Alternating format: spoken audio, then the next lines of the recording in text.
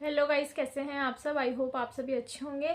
तो आज हम बात करेंगे ईओ आरओ की धाराओं के बारे में, उन्हें याद करने पर फोकस करेंगे। तो आज मैं बात करूंगी 1 से लेकर 50 तक धाराओं की और कोशिश करूंगी कि आप सभी को याद हो। इस क्लास को पढ़ने के बाद में आपके अंदर कॉन्फिडेंस जरूर आ जाएगा और याद भी हो जाएगा। तो इस क्लास को पूरा देखना। तो मेरे पास है एक तो सृजन के नोट्स और एक मैंने खुद ने बना रखे हैं, जो मैंने किसी क्लास को पढ़ करके बनाए थे और थोड़ा सा उसको मैंने अपने अकॉर्डिंग शॉर्ट नोट्स कह सकते हैं उस तरह से बना रखा है। और इन नोट्स को मैं अभी कम्युनिटी पोस्ट पे अपलोड कर दूंगी, तो आप वहाँ से जा कर के इसकी पीडीएफ भी निकलवा सकते हो। तो इस क्लास को शुरू करते हैं। तो सबसे पहले है कि इन अधिनियम जो 2009 का अधिनियम है, इसे राज्यपाल ने स्वीकृति दी थी 11 सितंबर 2009 और ये लागू हुए थे 15 सितंबर 2009। और जो पहली धारा है उसमें यह है कि संपूर्ण नाम, विस्तार और ये कहाँ पर लागू होता है।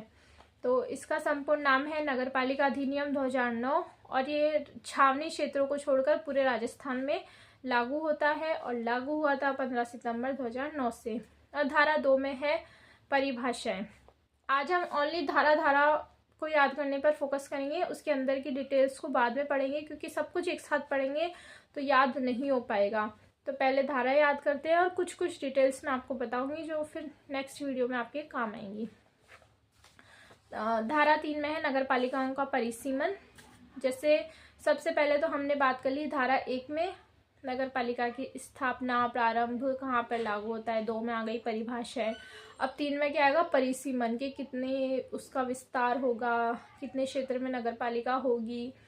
4 में है कुछ उपबंधों से नगरपालिका को छूट, और छूट कौन देगा, राज्य सरकार। 5 में है नगरपालिका की स्थापना। 6 में है नगरपालिका की संरचना। तो आप ये देखते रहना कि साथ में ये जो अधिनियम है, ये जो धाराएं हैं, ये एक दूसरे से जुड़ी हुई हैं। जैसे पहले कर लिया हमने क्षेत्र देख लिया, धारा 3 में परिसीमन कर लिया। धारा 4 में अगर मान लो परिसीमन में आपको कुछ छूट चाहिए तो वो मिल जाएगी धारा 4 में, राज्य सरकार दे देगी। उसके बाद में अब आप नगरपालिका की स्थापना करोगे। उसके बाद में धारा 6 में नगरपालिका की संरचना।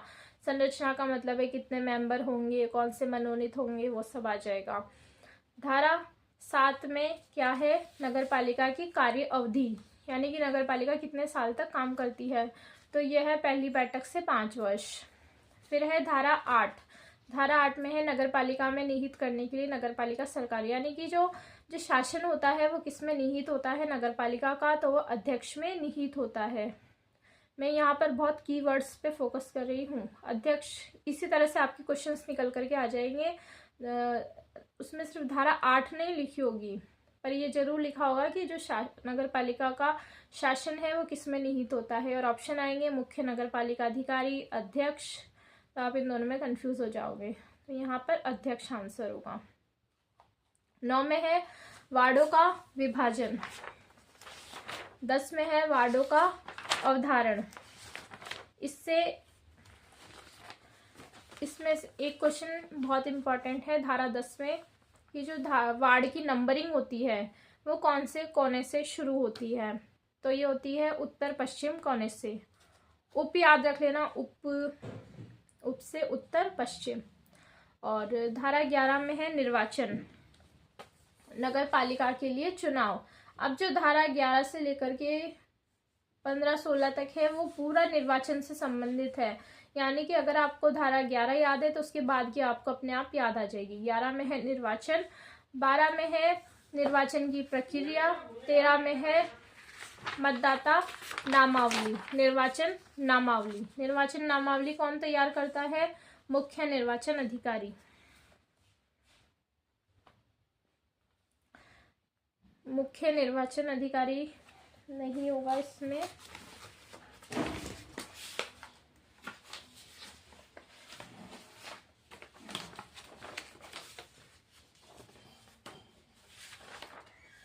निर्वाचन रजिस्ट्रीकरण अधिकारी।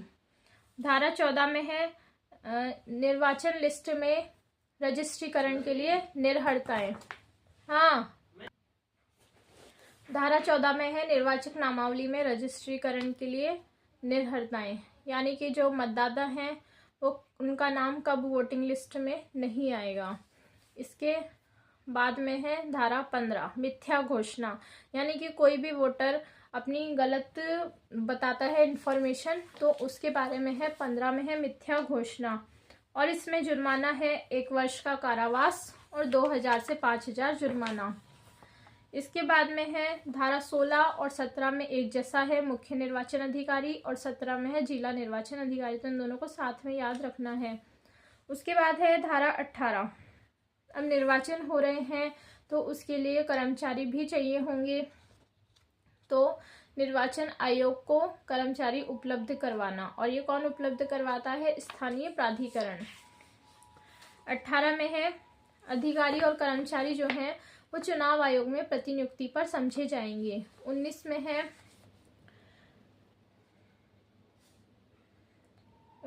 प्रतिनियुक्ति पर समझे जाएंगे। 20 में है अगर कोई भी जो कर्मचारी है वो पदीय कर्तव्यों का उल्लंघन करता है तो उन पर जुर्माना लगाया जाएगा, जो कि है 3 महीने से 2 साल की सजा, और जुर्माना है 1000 से 2000। उसके बाद में है धारा 21। धारा 21 में है सदस्य बनने के लिए योग्यता। उसके बाद में है धारा 21 क, इसमें है विशेष योग्यता रखने वाले सदस्यों के लिए। 22 में है एक से अधिक वार्ड के लिए चुनाव लड़ने पर प्रतिबंध। दो जगह से आप चुनाव नहीं लड़ सकते, ऐसे याद रखना है इसको। 23 में है यानों ध्वनि विस्तारकों के उपयोग पर निर्बंधन, यानी कि जब वोट पड़ेंगे तब यानों ध्वनि विस्तारकों का यूज नहीं किया जाएगा, और इसके लिए है जुर्माना। पहले था ये 2000 और अब हो गया है ये 5000। उसके बाद में है धारा 24 सदस्य के लिए साधारण निर्योग्यताएं। ये वो जो धारा 14 में था वो था मतदाता के लिए अयोग्यताएं, और 24 में है सदस्य के लिए अयोग्यताएं। 25 में है मतदान का अधिकार। अब 25 और 26 एक जैसा है। 25 में मतदान का अधिकार, 26 में मत देने की रीति यानी कि तरीका। 27 में है आकस्मिक रिक्तियां किस प्रकार भरी जाएंगी, यानी कि अगर पद पर रहते हुए किसी की मृत्यु हो जाती है और किसी भी वजह से पोस्ट खाली हो जाती है तो वो रिक्ति किस प्रकार से भरी जाएगी। 28 में है निर्वाचन अपराध। 29 में है भ्रष्ट आचरण।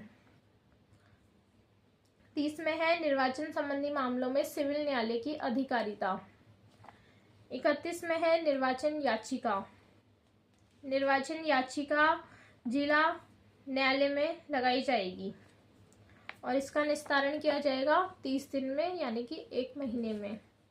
और 32 में है जिला न्यायालय के फैसले के विरुद्ध अपील। अगर आप उस फैसले से संतुष्ट नहीं हो, 31 में तो आप याचिका लगाओगे जिला न्यायालय में, और 32 में उसके खिलाफ आप अपील कर सकते हो। ये कर सकते हो आप हाई कोर्ट में। 33 में है समस्त सदस्यों का निर्वाचन अपात्र होने की दशा में राज्य सरकार चुनाव रद्द कर देगी। और उसके बाद में है 34 में आदेश और विनिश्चय की अंतिमता, यानी कि जो हाई कोर्ट का और जो जिला न्यायालय का आदेश होगा उसे अंतिम माना जाएगा। यह है धारा 34 में। 35 में है सदस्यों को दंड, अगर उनसे कोई गलती होती है तो उस पर है दंड 35 में। 36 में है सदस्यों की अयोग्यता को हटाया जाना और समयावधि में कमी करना। अगर राज्य सरकार चाहे तो सदस्य की अयोग्यता में और उनकी समयावधि में कमी कर सकती है, उनको जो दंड मिला है उसमें कमी कर सकती है। यह है धारा 36 में। 37 में है पद की शपथ। 38 में है त्यागपत्र। और 39 में है नगरपालिका सदस्यों को हटाया जाना। और 40 में है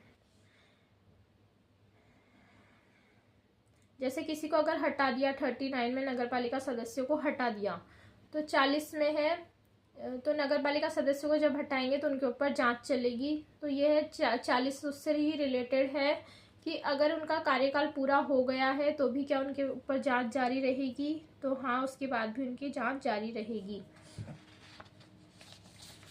41 में है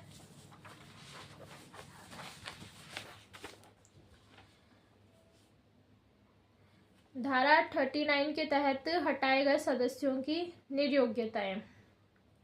42 में है कोई व्यक्ति संसद, विधानमंडल और संसद के साथ साथ नगरपालिका सदस्य नहीं रह सकता। यानी कि 22 में मैंने बोला था दो जगह से चुनाव नहीं लड़ सकते, और उसी की तरह है 42 कि आप दो जगह से सदस्य नहीं रह सकते। विधानमंडल और संसद के सदस्य तो नगरपालिका के नहीं रह सकते, वहां से आपको 14 दिन के अंदर त्यागपत्र देना होगा। उसके बाद है धारा 43, नगरपालिका में एक अध्यक्ष और एक उपाध्यक्ष होगा। 44 में है नगरपालिका के अध्यक्ष और उपाध्यक्ष के निर्वाचन की विधि मान्यता का अवधारण। तो ये विधि मान्यता को जिला न्यायालय में चुनौती दी जा सकती है। 45 में है अब ये 45, 46, 47 तीनों एक जैसे हैं, नगरपालिका के कार्य। 45 में 46 में है अन्य नगरपालिका के कृत्य। 47 में है राज्य सरकार द्वारा समनुदेशित कृत्य। अब है 48 में है अध्यक्ष और उपाध्यक्ष के कृत्य। तो 43 में 5 जोड़ना, 43 में अध्यक्ष और उपाध्यक्ष होगा, 48 में अध्यक्ष और उपाध्यक्ष के कार्य, और 49 में है आपके कार्य, यानी कि जो आप बनने वाले हो मुख्य नगरपालिका अधिकारी उसके कार्य, और 50 में है कार्यभार सौंपना। तो अध्यक्ष और उपाध्यक्ष के किसी विशेष कार्य को सदस्यों को सौंपा जा सकता है, और ये सौंपा जाता है 60 दिन के अंदर। तो ये 50 तक धाराएं कंप्लीट हो गई हैं। अगर आपको क्लास अच्छी लगी हो तो चैनल को सब्सक्राइब करें और कमेंट करके ज़रूर बताएं कि कैसा क्लास लगी आपको। Thank you so much.